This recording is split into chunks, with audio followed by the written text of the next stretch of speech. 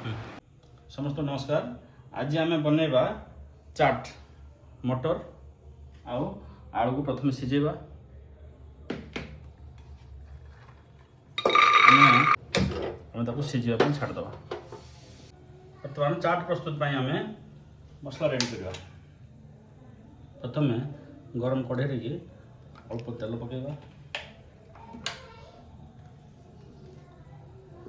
तेल गरम हो आसले आम अधा चामच जीरा ऐड करवा। गोटे शुखला लंका ऐड करवा। कटा गोटे मीडियम साइज प्याज ऐड करवा।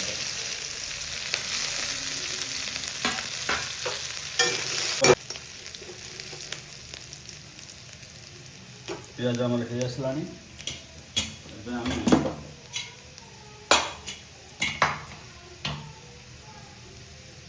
सिझी आमर आलू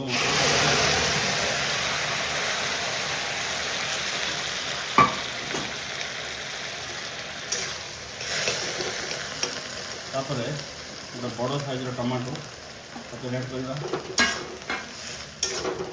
आम प्रथम सिझेला बेले अल्प टे लुण देलु। ए स्वाद अनुसार और लुण ऐड करदे।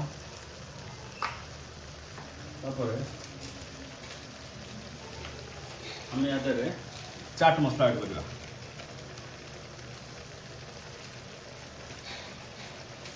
और टिके सब्जी मसला ऐड करवा। धनिया पाउडर टिके ऐड करवा।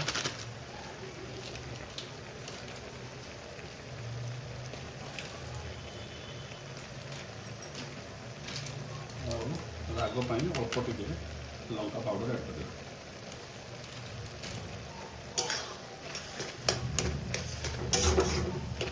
कौन करवा या अल्प टिके हाई फ्लेम रखी अल्प टिके पानी ऐड करवा।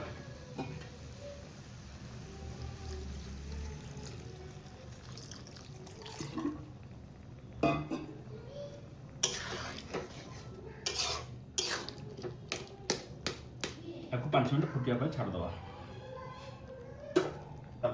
धनिया पत्र अल्प टिके पकईकि गैस फ्लेम को बंद करवा एवं एटा को नहीं जावा केमती चाट प्रस्तुत होता देखा। एबे आमे चाट प्रस्तुत करवा।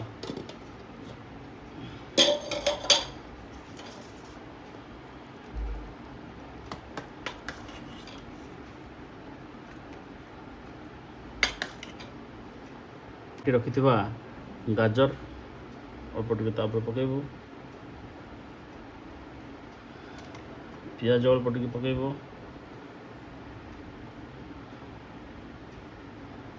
कंचा लंका गोटे पकेबू।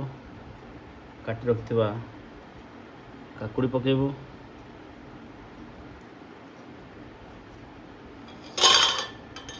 भाजी रखि पापड़ को क्रश करके आम तापर स्प्रेड करूँ एवं सेव तापर पकेबू। जेहेतु आम काकुड़ी आ गाजर पकईचु अल्प टिके लुण ऐड करूँ। तापर टमाटो सॉस ऐड करूँ। आओ तेंतुली पानी ऐड करूँ। प्रथम आम अल्प टिके तेंतुली पानी ऐड करूँ कहीं आम टमाटो सॉस मिसेबू से खट्टा जी जार चॉइस अनुसार खट्टा आम देवु। तेणु आम एपर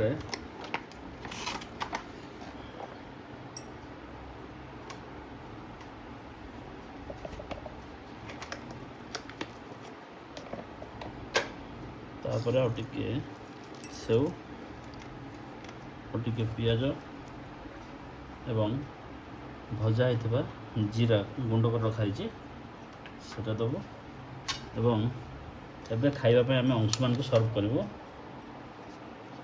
से खाई आपन जनइब केमती टेस्ट है।